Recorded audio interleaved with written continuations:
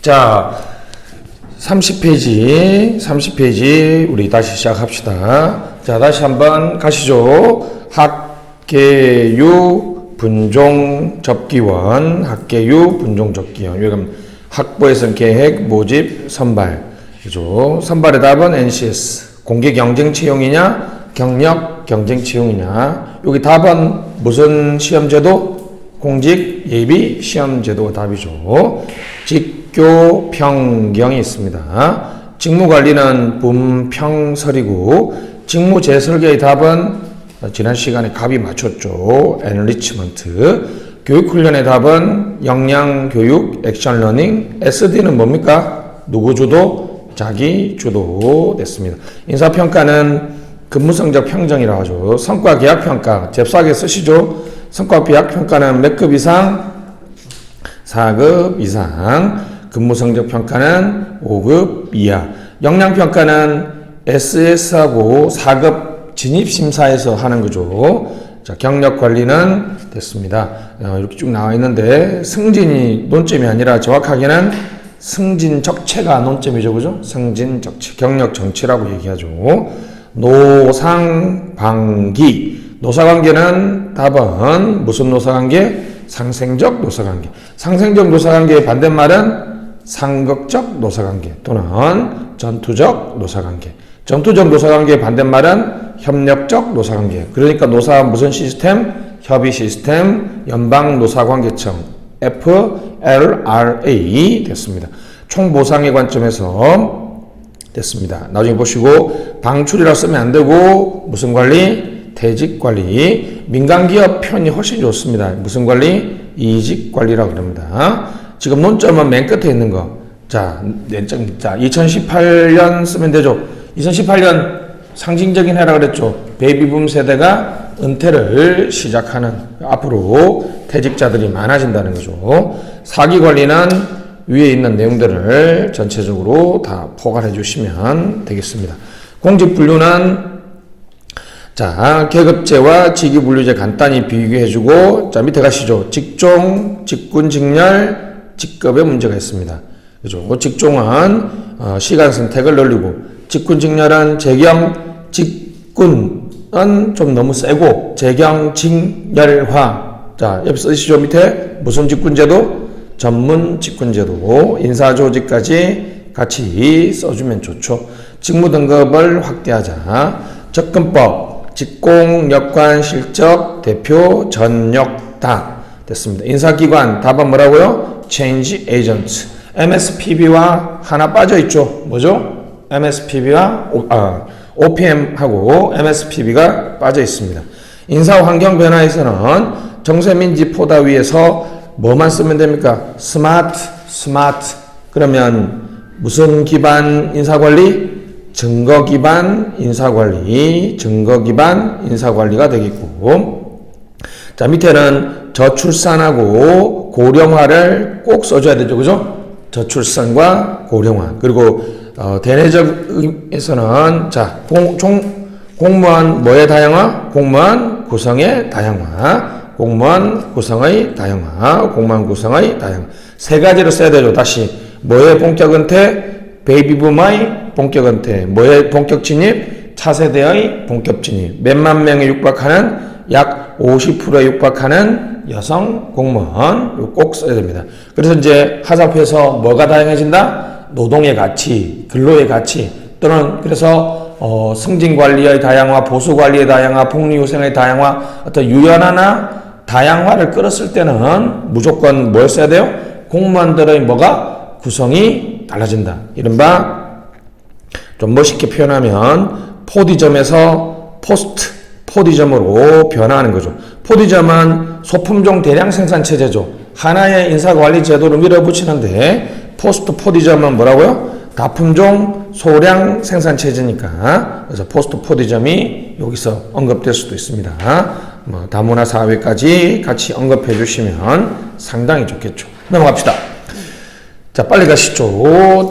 다음 페이지. 전역다가 있습니다. 전략은 SWOT, 미비전. 기억나요? 갑. 갑이 두 명이 돼서 어른 어디 갔어?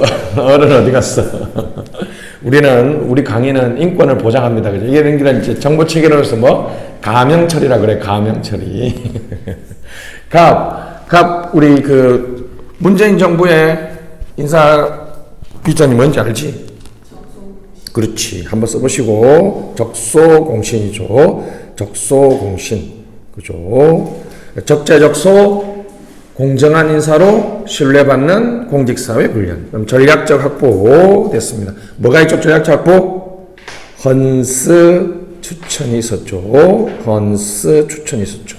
전략적 직무, 전략적 개발 관리에서는 액션 러닝을 써주면 되겠고, 전략적 평가에서는 다면 평가라든지 BSC 기반의 평가라든지 직무 성과 계약제 등을 써주면 되겠고, 전략적 보수에서는 성과급 같은 것들을 얘기해 주면 되겠습니다. 자, 가시죠. 옆에 역량입니다. 역량. 누가 개발한 최초로 제안한 맥클랜드가 최초로 제안한 역량이라는 것은 외행성 측계, 다시 뭐라고요? 외적이고 행동 지향, 성과와 관련되고 측정되고 개발할 수 있다. 구성 요소는 자식, 특기동이다. 그래서 무슨 역량? 모두가 가져야 될 역량, 공통 역량. 직무 수행과 관련된 것은 직무 역량 또는 기능 역량, 그리고 관리 역량, 리더십 역량이 있습니다.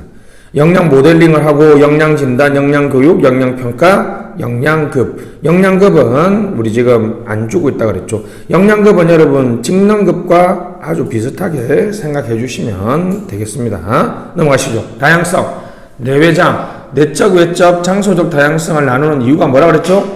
써주면 뭐라 써줘야 돼요? 상대적으로 변화가 가능하냐, 변화가 불가능하냐, 그 얘기를 써준 다음에, 그래서 조건 의미는 대표 관료제. 대표 관료제에서는 우리 다문화 과정 이지의 양은 있죠. 이지의 양은 있으니까 앞으로 세다. 그죠? 세터민하고 다문화 과정을 얘기해 주시면 되겠고, enrichment와 enlargement, 그리고 교육훈련 다양화, 승진의 다양화 됐습니다.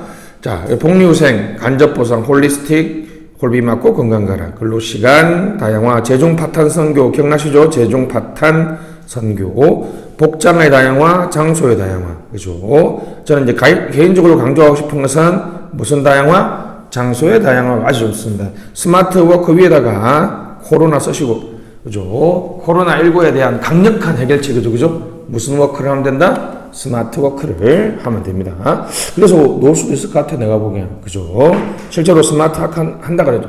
반이, 무슨 관점? 자원 기반 관점. 제발 인사행, 갔는데 인사행정 주제가 나오면 그냥 무조건 서론에 한번 쫙 써주고, 반이, 만약에 못 써줬잖아. 막판이 생각나잖아. 그럼 결론은 뭐 써줘? 반이 한번 써줘야 된다. 됐습니다. 인사 원칙. 조직 입장에서는 일 잘하고 성과를 내는 그러한 인사행정. 공무원들 입장에서는 뭐라고? 야, 일할 만나는 직장. 표현 무시지 않나? 일할 만나는 직장. 그걸 뭐라고 학문적으로? Humanization of Labor. 노동의 인간화, Quality Work Life. 내용 뭡니까? 인사관리가 계획, 주, 공, 관, 성장, 관심, 배려, 성장, 발전, 노동가치성, 고용가치성이 좋아지는 거. 넘어가시죠. 자, 그래서 다음 페이지 철학입니다. 자, 대표 관료제 논점 위주로 한번 가시죠. 킹슬레이 쓰고 크란츠 쓰고, 그죠? 책 제목도 한번 기억해 주면 좋은데. 그래서 이지의 양 세다, 이지의 양 세다까지 기억해 준 다음에 쟁점. 제4회화는 사회 구성주의로 그리고 최소 비율로 극복하고, 역차별은 부분 최적화, 추가 모집, 롤즈의 이원론으로 극복한다는 거. 자, 중앙인사기관 양이 많죠. 일단 해야 될 최소한 기간 뭐라고요? 독합집의 전통현대. 답은 독립성과 합의성은 우리나라의 소청심사위원회를 뭘로 바꿔주고, 미국의 MSPB로 바꿔주고, 그죠? 그리고 미국의 OPM을 우리 인사혁신처가 담당할 수 있도록 해야 되겠죠? 됐습니다. 자, 공직분류. 계급제와 직위분류제는, 자, 가시죠. 스페셜리스트, 저널리스트. 여기는 직무중심, 사람중심, 체계유, 개방형, 폐쇄형, 순환보직, 억제, 순환보직, 장려, 직무급, 성과급, 연공급, 생활급. 양자 수렴이라는 게 중요합니다. 양자 수렴. 그래서 우리 인사행정의 목표가 뭐라고요? Specialized Journalist, 이른바 계직제가 되겠고요. 넘겨보시죠. 거기에 따라서 우리 그냥 두 개로 갑시다. 다음 페이지. 직종, 직군, 직렬. 다시 직종, 직군, 직렬은 시간 선택. 그 다음에 써야 될 게 두 개 뭐라고요? 재경, 직류의 재경, 직렬화. 그 다음 또 써야 될 게 뭐라고요? 전문 직군 제도의 확산. 인사조직 직류가 만들어졌다는 것도 강조해 주시면 좋습니다. 왜냐하면 이런 거 인사행정 하시는 분들 이런 거 엄청 좋아하거든. 그죠? 그 다음에 직무등급의 확대. 직급은 줄여나가는 게 답이죠. 고공단은 넘어가는데 우리 저성과자에 대한 객관적 기준이 여기 딱 하나 있죠. 저성과자라고 하면 금평 최하위 총 2번, 무보직 1년, 양자 반띵 엔드 됐습니다. 자, 인적 자원의 확보 관리입니다. 인력 계획이 필요하다. 범정부적인 인력 계획이 필요하다라고 얘기해 주시고, 모집은 소극 모집에서 적극 모집, 노동시장을 개척하고 시험을 간소화하는데, 요까지는 우리 지금 뭐 따지고 보면 지금 7급이 시험 간소화로 가고 있다고 보면 되겠죠. 그죠? 여러분들 뭐 옛날에 나 때는 영어를 실제 시험 봤는데 여러분들은 어떻게 해요? 그냥 공인된 영어 성적으로 대체하는 그런 것들이 바로 이런 것들이고, 헌스 추천 됐습니다. 옆에 소셜 모집, 무슨 모집? 소셜 모집, SNS를 활용하는 모집 같은 것도 한번 해볼만 하죠. 자, 좋은 선발 도구가 갖춰야 될 요건이 뭐라고요? 전 타석의 초신수 선수가 실효적이기 어렵다. 내용 타당성, 구성 타당성, 기준 타당성. 이거 기억하시면 되겠고, 신뢰성, 반복 적정에서의 일관성이 되겠고요. 실용성은 비용의 전략, 난이도는 변별력이죠. 우수자와 비우수자를 구분할 수 있는 것.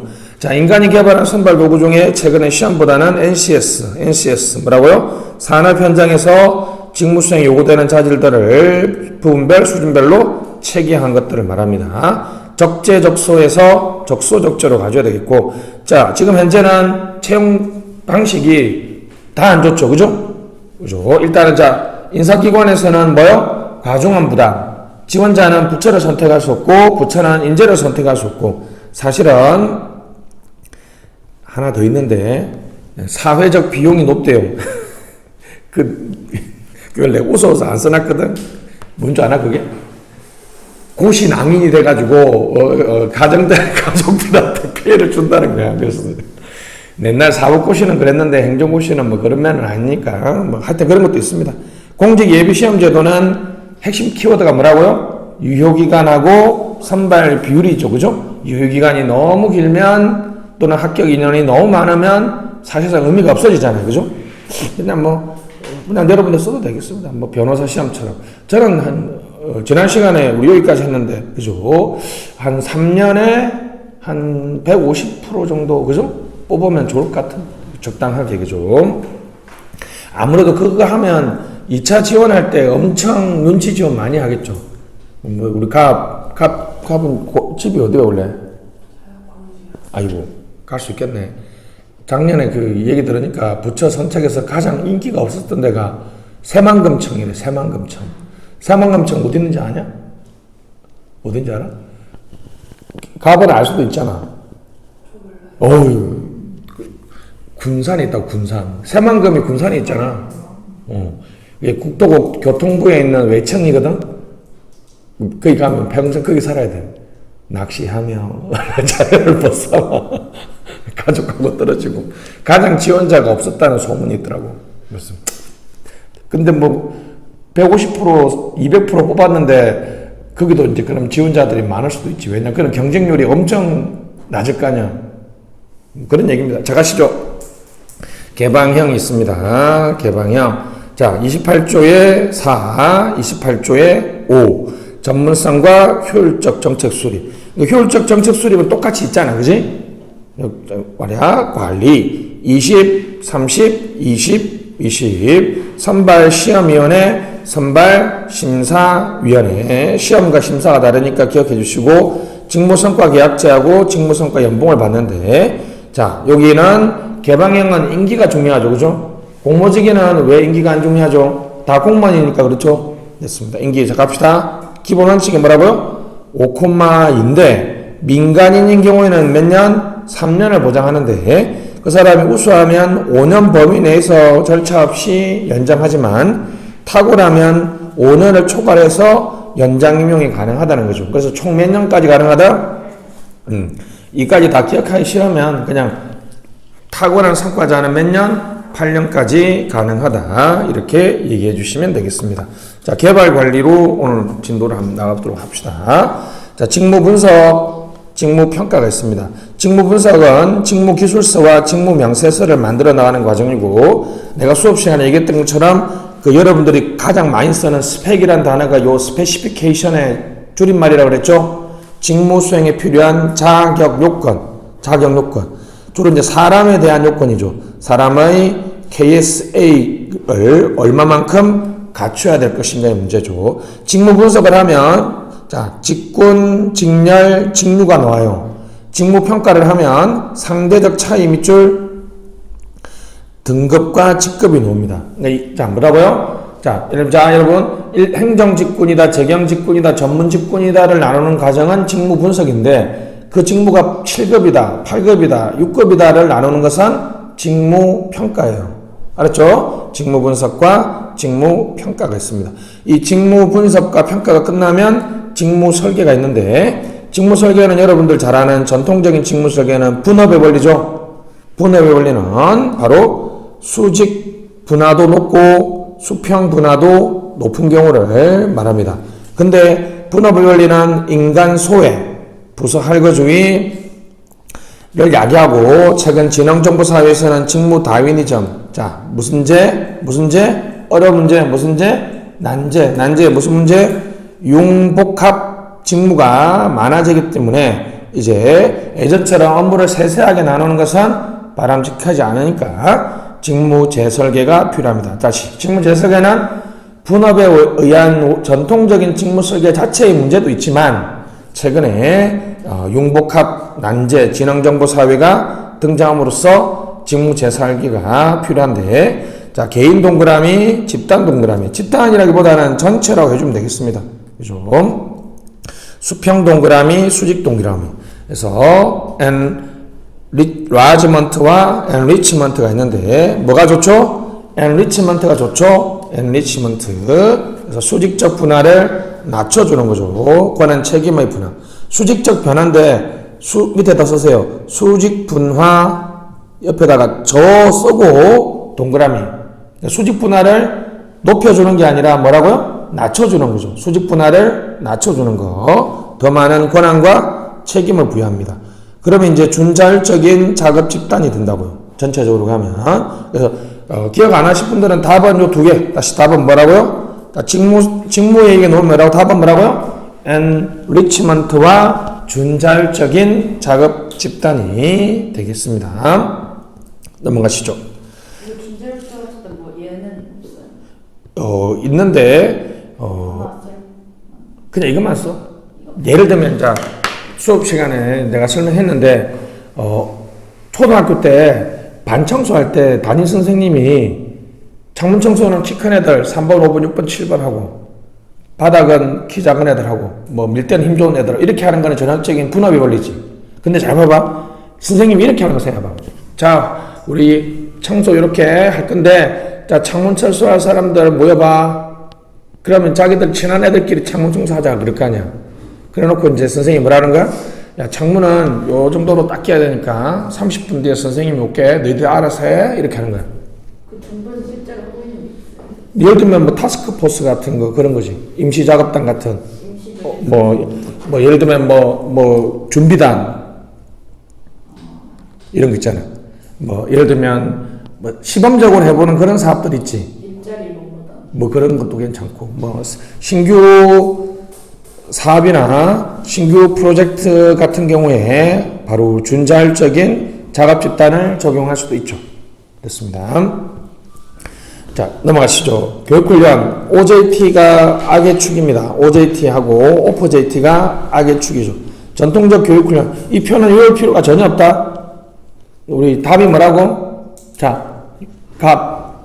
교육훈련에서 뭐가 시험에 나온다고?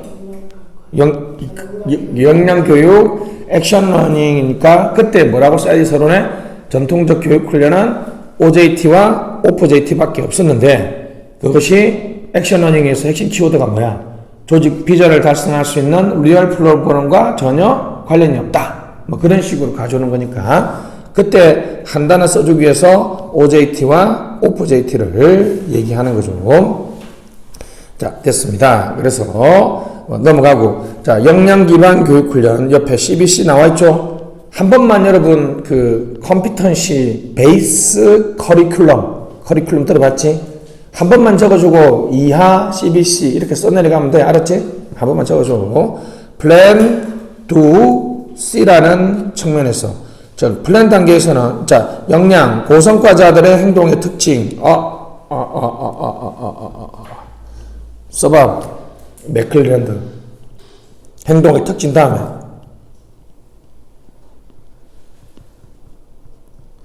L이 두 개인데 어디가 L이 두 개인지 항상 헷갈린다. 뒤에. 맞았어. 뒤에지. 나도 틀렸네. 맥클랜드 지금 살아계셔. 하버드에 아마 이 심리학과 교수인가 그럴 거야 아마. 그지? 자, 맥클랜드. 자, 외행성 측계했고, 자, 역량 모델링 별표. 병 이거 기억하고 있냐? 정했었는데. 그래. 이게 차별화가 이거거든. 혹시 너 저기 그 역량 모델링의 방법이 4개가 있는데 혹시 들어봤냐? 네. 오! 야, 이제 네가 1등이 아니다. 저기 뭐지? 행동사건. 와, 그걸 얘기하면 끝났는데. 역량 메뉴법, 역량 사전법, 전문가 사고. 와, 행동사건 면접법, 그죠? 역량 백과사전, 역량 사전법, 역량 메뉴법, 전문가 자문법은 그냥 뭐 있는 거니까, 그지? 가장 중요한 건 요겁니다. 요거 행동사건 면접법. 행동이니까 B잖아, 비헤이버. 사건이니까 인스턴트니까 그렇고, 아이고, 아마 면접이니까 인터뷰니까 BIV인가 그럴 거야, 아마. 행동사건 면접법, 역량 메뉴법, 역량 사전법, 전문가 자문법이 있습니다. 요게 좀, 그지? 차별화 포인트지. 역량 진단은, 자, 역량 진단센터 우리나라 어디 있다? 네. 그렇지. 역량 갭을 확인하고, IDP가 뭐야? Individual Development Plan. 그죠? 자기 개발 계획이야. 자기 개발 계획. 자기 주도 창의 설계라고, 뭐, 인사혁신처는 그렇게 얘기하는데, 하여튼, IDP는 있으면 좋아. 이게 진짜 있어야 돼. 예를 들면 거지. 여러분한테 합격했는데 물어보고, 야, 너 나중에 뭐 되고 싶어? 예, 뭐, 저는 뭐 되고 싶습니다. 그러면, 그걸 되기 위해서 경력을 해주고, 상담을 해주고, 이런 것들. 그런 것들을 조직이 관리해줘야지, 그지? 이 조직이 나를 써먹고 키워주겠다는 생각이 드는 거잖아. 이 실제 그렇게 하든 안 하든 IDP가 없는 게 참 그렇잖아. 그죠? 자, 그래서 우리는 모르니까, 우리, SS 전문 성변통만. 이게 잘못 외웠어, 그지? 전문 성변 통만 이렇게 외웠어야 되는데 이게 너무 입에 붙어서 이게 좀 안 좋은 것 같아. 사고 역량, 업무 역량, 관계 역량. 다시 뭐라고요? 사고 역량, 업무 역량, 관계 역량 이렇게 나눌 수도 있고, 요 밑에 거는 사실 정확하게 말하면 역량 평가입니다. 역량 평가. 역량 교육이 아니고 역량 평가. 우리는 역량 교육 안 해요. 그죠? 됐습니다. 그래서 1대1, 그죠? 1대2 서류함 기법, 집단 토론. 이것만 기억하면 돼. 1대1, 1대2 서류함 기법은 무조건 써줘야 된다. 서류함 기법. 옛날에 광주리 기법이라고 얘기했는데, 그지? 광주리 기법. 됐고, 집단 토론 등을 하고, 9명의 평가자가 있으니까 평정센터법으로 한다는 거죠. 됐습니다. 그 역량 교육은 그 위에 칸 있잖아. 동그라미 1, 2, 3번 있죠? 거기까지. 그 밑에 한국이라고 되어 있는 거는 역량 평가를 얘기하는 거죠. 그죠? 역량 평가. 자, 역량 교육은 뭐라고? 조직의 미비전을 정립하고 그걸 달성할 수 있는 역량 모델링을 한 다음에 구성원들의 역량을 진단해서 차이가 있으면 그걸 보충해주는 일련의 교육훈련을 뭐라 그런다? 역량 기반 교육훈련인데, 아주 써줘야 될 핵심적인 단어가 뭐냐면 미래지향적이에요. 미래지향적. 그죠? 의 근처에다 하나 써줘. 미래지향적. 이 단어가 상당히 좋습니다. 이 역량 기반 교육 훈련이에요. 역량 평가는 조직원들이 절대 싫어하지 않는다 그래요. 왜 그럴까? 이런 거잖아. 자봐. 인사평가는 너 1년 동안 작년 동안은 얼마만큼 일했는지 한번 보자. 그래, 내가 상 줄게. 근데 나쁘게 얘기하면 네 뭐 잘못했나 따지는 거잖아. 근데 역량교육은 그게 아니라, 자, 우리가 조직 이렇게 가려고 하고, 이런 역량이 필요한데, 네가 이거 부족하니까 내가 채워줄게. 미래지향적이지. 자기를 키워준다는 느낌이 강하기 때문에, 이 역량교육이나 역량평가는, 이죠, 상당히 좋은데, 그래서 우리나라의 역량평가가 욕먹는 이유가 뭐라고? 승진 대상자를 선점하기 전에 하기 때문에 결국 여러분 점수와 연결되고 탈락과 패스와 페일로 연결되면 점수를 따는 데 집중하는 그러한 역량평가가 되기 때문에 문제가 되죠. 근데 이것도 강력한 반론이 있어. 실제로 그거와 연계 안 하면 누가 열심히 하겠냐. 그죠? 여러분들 뭐 학교 다닐 때 성적표 안 내면 어떻게 공부 안 할 거 아니야, 사실. 그런 거랑 똑같은 거지. 장단점이 있어요. 비판해 주려면 역량평가를 우리 한다는 같이 점수, 그죠? 점수를 따기 위한 우리 역량평가가 되고 있다라고 비판하기도 합니다. 넘어가시죠. 자, 액션러닝. 리얼 프로블럼이란 단어가 엄청 중요한 거 아시죠? 병. 한 번만 해줘. 4개. 리얼 프로블럼. 조직 전반에 걸쳐 있고, 쉽게 해결하기 어렵고 비기술적이고 조직 비전과 직결되는 문제 됐습니다. 가르치는 반대는 배우는 지식 축적에서 목표 달성, 전달에서 문제 해결, 강의실에서 업무 현장으로. 플랜 to C는 넘어가고 뭐 뻔한 얘기 아니야. 플랜 철저하게 계획을 세우고 목적을 명료하고 준비하자는 거지. do에서 가장 중요한 게 뭐라고요? 무슨 문제를 설정하는 거? 리얼 프로블럼 됐습니다. 그래서 비기술적이고 조직 전반에 걸쳐 있고 비전과 직결되고 하나 더 쓰면 뭐라고요? 비기술적이니까 밑에 있네. 쉽게 해결하기 어렵다는 거죠. 서울시 노숙자 문제, SK런 중국 진출, 롯데는 SSM 규제 완화. 지금 롯데는 이게 아니고 뭐죠? 불매운동 대응을 위한 액션러닝 이런 게 되겠지. 서울시 노숙자들 꼭 써요. 우리나라 공공조직에서 유일하게 했던 액션러닝이라고 할 수 있습니다. 이것도 사실은 승진과 연계해서 했기 때문에 좀 말이 많은데 그래도 뭐 있었으니까 그치? 딱 봐도 여러분 서울시 노숙자 문제는 쉽게 해결할 수가 없죠. 여러 분야에 걸쳐 있고 비기술적 문제가 되겠습니다. 그래서 자 변화 촉진자 별표 옆에 강사 X 쓰세요. 이거 중요하죠. 그래서 강사가 필요 없다고. 다양성과 중복성 동그라미, 다양성과 중복성을 갖춘 팀. 그래서 이제 질의응답 성찰을 통해서 대안창출 동그라미. 질의응답 팀원들 간의 질의응답 성찰을 통해서 대안을 창출합니다. 자, 액션러닝에서 자 역량 CBC에서 꼭 써야 될 건 뭐라 그래서 역량 모델링의 방법을 써줘야 되고 액션러닝은 쓸 게 많지.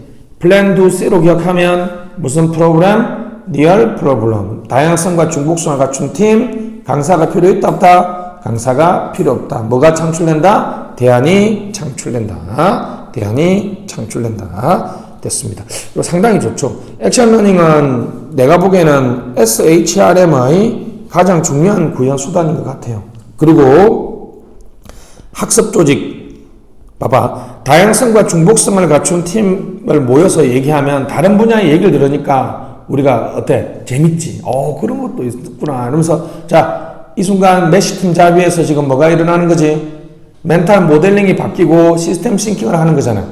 내부화되었다가 사회화되는 일련의 과정이기도 합니다. 상당히 좋은 거죠. 넘어갑시다. 인사평가가 되겠습니다. 실력도를 기억해야 돼. 다시 뭐라고? 실적, 능력, 태도. 실적, 능력, 태도. 굳이 하나 나누면 실적하고 능력 사이에 이렇게 세로로 구분해줘가지고 실적은 나름 좀 객관적으로 측정할 수 있지만 능력 태도는 상당히 그 주관적인 지표죠. 그래서 이제 우리나라에서 왜 밑에 보면 그지 근무성적 평가에서 왜 태도는 자율 항목일까? 능력, 실적은 너무 태도를 평가하는 게 주관성이 너무 많아서 그래서 평가를 안 하는 추도 있다는 것이 됐습니다. 플랜입니다. 플랜에서 요만 과거, 소극, 통제, 조직 목적에서 미래, 적극, 개발, 개인 목적으로 가져야 된다는 뻔한 얘기 해주면 돼. 알았지? 이걸 달성하는 게 뭐야? 역량평가잖아. 아까 했잖아. 역량평가는 무슨 지향적 평가라고? 미래지향적 평가라 그랬죠. 미래지향적 평가고 하나 더 개발 목적이면 절대평가를 해야 돼. 절대평가. 개발이면 여러분들 대학 다닐 때 그 절대평가하는 과목은 좋았지. 패스와 페일만 해야 되니까. 근데 그게 이론이 있는 거야. 상대평가를 하면 제대로 그 교육을 못 받고 뭘 받는데 집중해? 점수 따는데 집중하니까 교육 훈련을 제대로 할 수 없다는 것이 이 두 가지를 기억해 주시고 갑시다. 자, 성과 계약 평가가 있고 근무 성적 평가가 있습니다. 성과 계약. 자, 4급 이상 밑줄, 5급 이하 밑줄. 자, 복수 평정 밑줄 치시고, 복수 평정 밑줄 치시고, 쭉 내려와서 과정에서 1회 이상의 성과 면담 밑줄. 평가 등급은 부처 자율 최소 3등급 밑줄. 도표식 강제 배분. 최하위 10%. 옆으로 1회 이상 등급은 자율이다. 도표의 강제 배분이다. 최하위 10%다. 자, 다시 올라서 이거 답안지 쓸 때 어떻게 하라고요? 잘 들어. 성과 계약 평가가 나와도 뭐하고 비교해서 쓴다? 근무 성적 평가하고 비교해서 쓰고 근무 성적 평가가 나와도 성과 계약 평가 비교해서 써버리면 더 쓸 말도 많아지고 더 잘 이해한 것처럼 보잖아. 근데 그렇게 쓸 때 어떻게 하라고? 양자의 공통점 뭐라고? 복수평정 1회 이상의 성과 면담 등급은 자율인데 최소 3등급이고 도표식에 강제 배분하고 뭐 한다? 최하위 10%. 그 성과급 밑에 맨 끝에 죄송합니다. 하나 더 있죠. 그 소급 공개 동그라미 그 다음에 성과 연봉 동그라미 여기는 성과 상여금이죠. 요거까지가 다 같다고 알았지? 요거까지는 같아. 자, 일단 차이 나는 거 다시. 지금 여러분 미소 칠 때 같은 거는 파란색이나 뭐 빨간색으로 하고 다른 거는 또 다른 색깔 하면 되지. 자, 갑시다. 4급 이상 동그라미 5급 이하. 이게 다르지? 가장 다른 거는 바로 그거 있죠. 여기는 무슨 계약을 체결해요? 성과 계약을 체결하는데 여기는 실력이 50대 50. 입퇴10. 알죠? 입퇴10. 기본 항목은 뭐라고? 실적과 능력. 태도는 반영하면 10%. 자율 항목이라는 것이.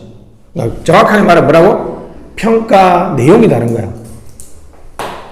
성과 계약 평가는 성과 계약을 체결하고 그 내용대로 평가하는 거고 5급 이하의 근무 성적 평가는 실적과 능력을 기본 항목으로 하고 태도는 반영하면 10% 요걸 꼭 써줘야 됩니다. 그럼 밑에 성과 계약 밑에 보면 정평법에 있는 성과관리 시행계획 상의 성과 목표. 성과관리 시행계획이 몇 조였지?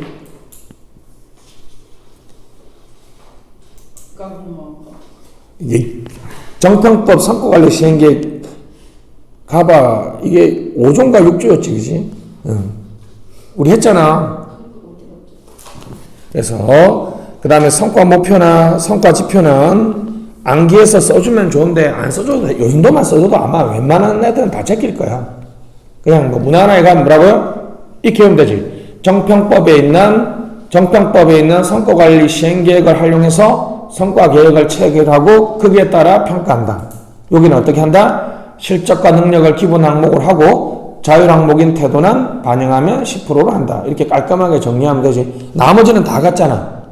차이가 나는 게 딱 하나 더 있지. 맨 밑에 승진 후보자 명부에 반영해. 너는 성과 계약 평가는. 근데 여기는 승진 후보 명부에 반영하지 않아요. 당연하지 여러분. 자, 4급에서 상급 올라갈 때는 고공단으로 들어가잖아. 그 역량평가에 성진심사를 거쳐야 되니까 거기는 참고자료, 참고자료. 아, 말을 잘못했구나. 됐다면 있는 거 하자. 됐어. 소청 불가능. 아, 이게 아까 같은 거. 맞지?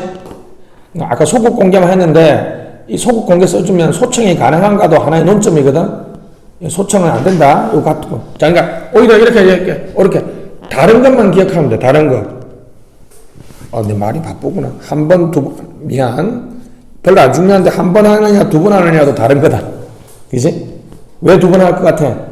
그러니까 상여금은 상반기에 하반기 이렇게 나눠서 두 번 주잖아. 두 번, 역으로 이야기하면 두 번 하니까. 자, 다시 내가 정리해볼게. 다른 게 중요하잖아. 그지? 4급 이상, 5급 이하.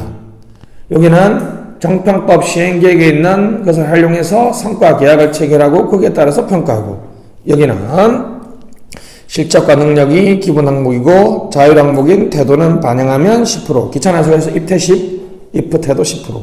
여기는 한 번 하지만 두 번 하고, 여기는 그냥 승진의 참고 자료지만 여기는 승진 후보자 명부에 80에서 90, 이것도 외워줘야 되거든. 왜냐하면 2년 전인가 3년 전에 이게 바뀌었어. 70에서 95에서 80에서 95로 바뀌었으니까 좀 이것도 외워주면 좋겠고, 나머지는 같다 그러면 좀 그러니까 자, 몇 개 외웁시다. Plan to see. 됐지까지? 됐지? 복수평정, 이중평정을 한다. 1회 이상의 성과 면담, 도표의 강제 배분의 등급은 자율인데 최소 3등급. 왜 3등급일까? 당연하지. 2등급은 최하위 등급이란 개념이 성립 안 하잖아. 3등급 이상이지. 그지? 그 다음에 10%의 최하위 등급. 소급 공개에 소청 심사 안 되고 성과 연봉이나 성과 장려금 지급에 활용한다. 사실은 하나 더 있지. 액트 말고. 뭐가 있지 아까? 우리나라는 소급 목적으로 활용하고 있지.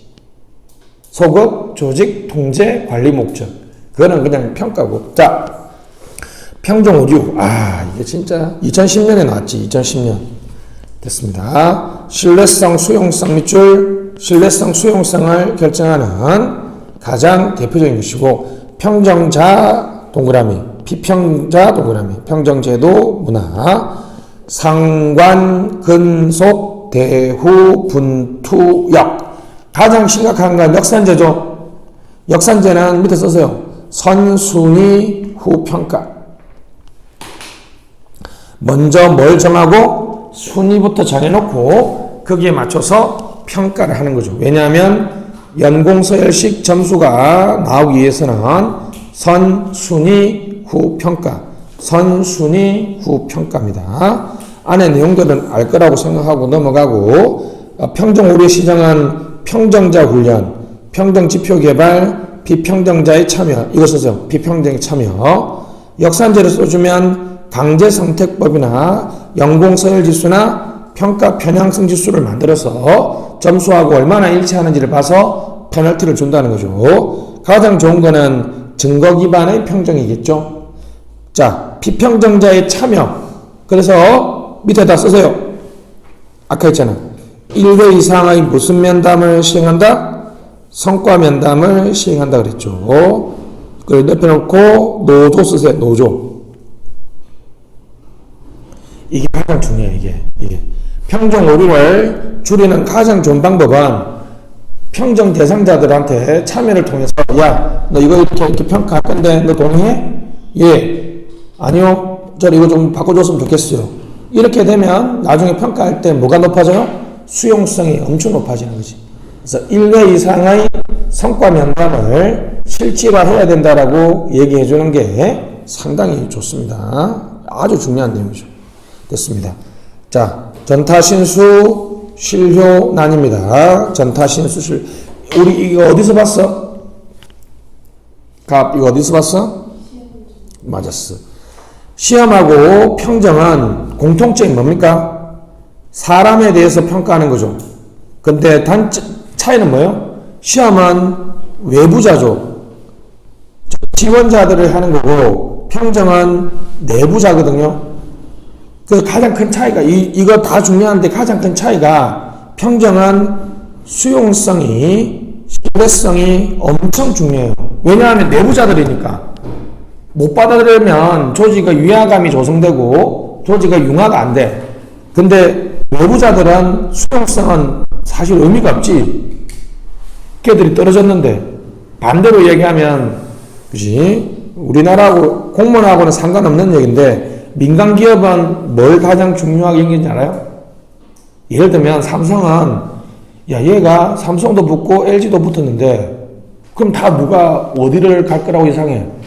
삼성을 갈 거라고 했는데 걔가 LG를 갔어. 그럼 삼성 입장에서는 기분이 얼마나 나쁘겠어. 바로 거부율이 수용의 반대말이야. 민간 기업은 좋은 인재가 오라 그랬는데 우리 회사를 버리고 근데 더 놀라운 건 어디 뭐 중소기업에 갖다 생각해봐. 쟤 왜 그래? 조사해봐. 얘 그 집 아들이에요. 이러면 이제 이 아들 어떻게? 그게 물어보니까 뭐라는 거야? 아 삼성 요즘에 뭐 외부의 평가도 안 좋고 비전도 없고 뭐 노조도 없고 막 그러니까 같아. 조직의 이미지나 고용 브랜드나 고용에 대한 파워가 엄청 약하다는 거지. 근데 우리 공무원은 그런 거 전혀 없잖아. 특히 고시 붙으면 뭐 당연히 어디로 가겠어요. 공무원 될 테니까. 됐습니다. 그런 얘기만 하고 일단 넘어갑시다. 자, 다면 평가는 가볍게 넘어가고 평정센터법 별표. 거기 타당성, 수용성, 신뢰성이 높다 별표.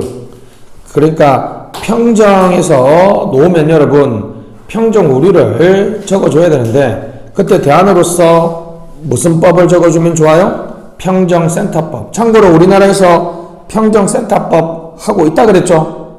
어디에서? 무슨 평가를 할 때? 역량평가를 할 때 몇 명? 9명의 평정센터법을 한다는 거죠. 그래서 다대답니다. 다대. 다수의 피평가자와 다수의 평가자가 동시에 동일한 주제를 놓고 평가하는 거죠. 이게 신뢰성과 수용성이 또는 타당성이 가장 높다 그럽니다. 단점은 딱 나와 있죠. 옛날에는 2명, 3명 평가할 때보다 9명을 때려오면 돈이 많이 들죠. 그죠? 그 다음에 어떤 면에서는 이게 또 무슨 문제가 있어요, 이거? 또 다른 의미의 신뢰성, 재생 가능성이 없죠. 그날 한 번에 모여서 다 하니까 다시 그 상황을 정확하게 재생해내기가 힘들잖아요. 그지? 됐습니다. 자, 오늘 여기까지 합시다.